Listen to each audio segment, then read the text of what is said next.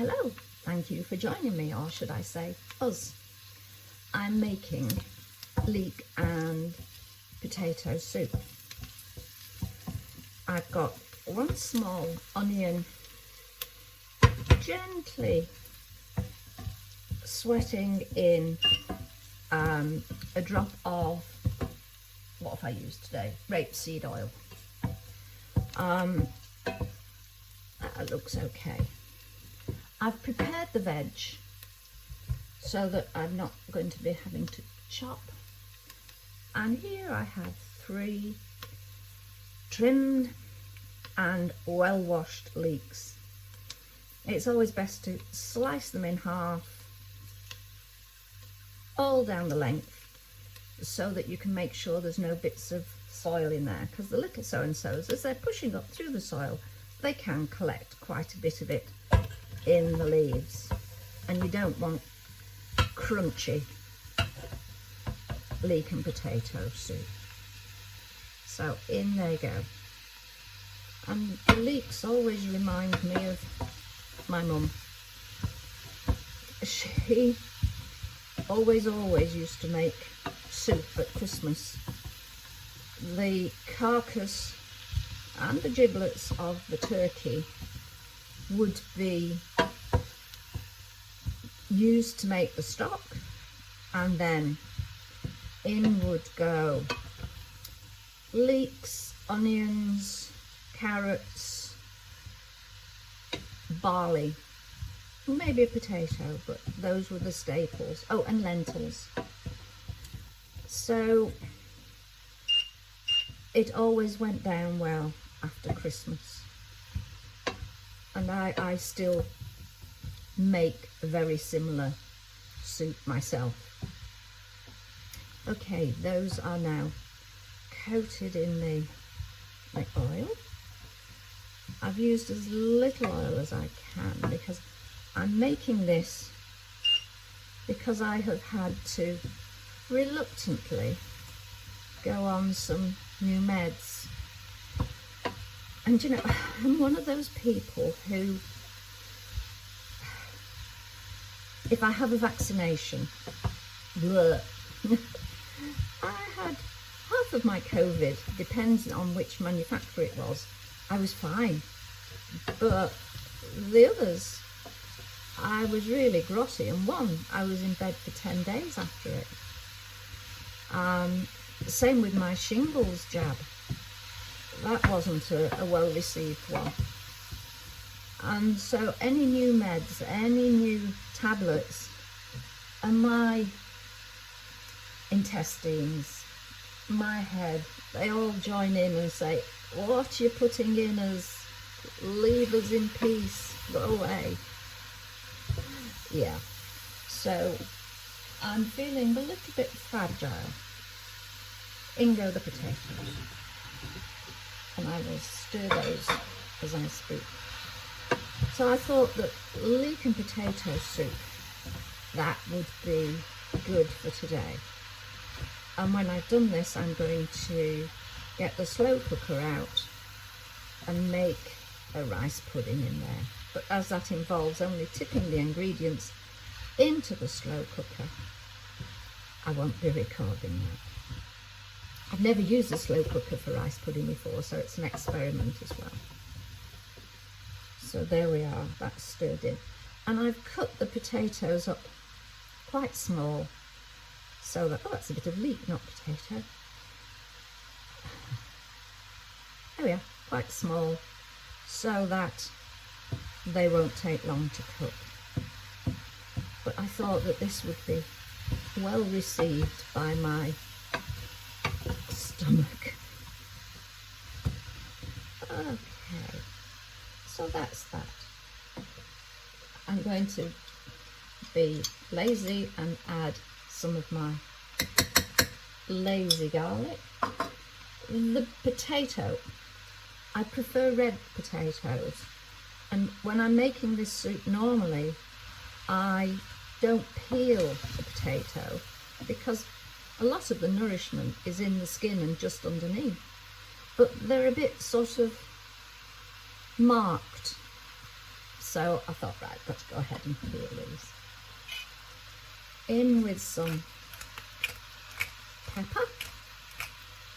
I think my pepper pot needs filling up. I can add some more if I need to. Just a bit of salt, because I will taste it afterwards.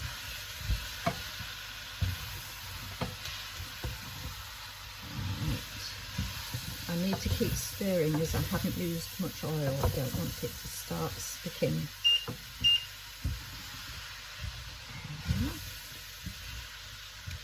And I'm going to grate in some nutmeg. And I loved, when I visited Sri Lanka, I loved going to a place where they grew spices and finding out where they all grew. I don't mean the country, I mean whether they were on trees, underground or whatever. And I always remember, I don't know whether it's a false memory, that nutmeg is good for you, but if you eat a lot of it, it can kill you. I really will have to Google that afterwards to find out if that's a misremembered memory. And in goes the stock. 500 mils of, I've used veggie stock and a stock cube this time. And, whoops, another 500 mils of milk.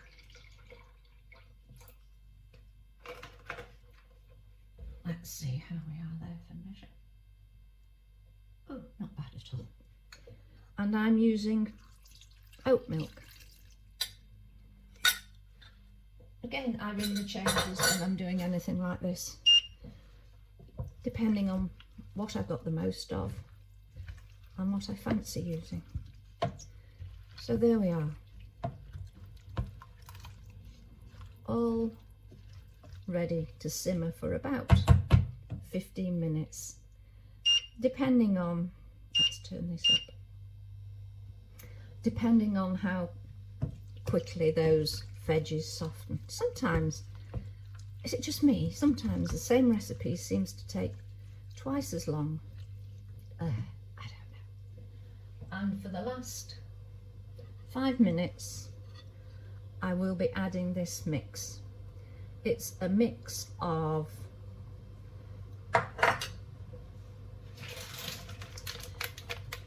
milled flaxseed, so I'm getting some protein in there, and some cashews. Obviously, if you are allergic to or are going to be feeding this to somebody who is allergic to nuts, do not add the cashew nuts. You could always thicken it using corn flour, but I'm using this to get a bit more thickness in there, and the potatoes, they will thicken it too. And I will be doing my usual liquidizing, so I will pop the lid on this,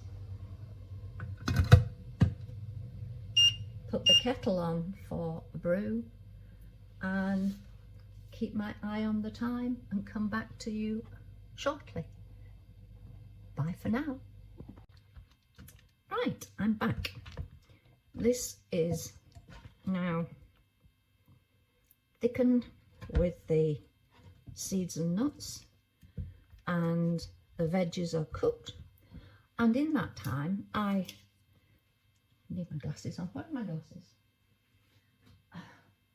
I did a quick Google search on nutmeg. Apparently it contains something called mysticin, okay, and small amounts are harmless, but 2 teaspoons, i.e. 5 grams at once, can be toxic.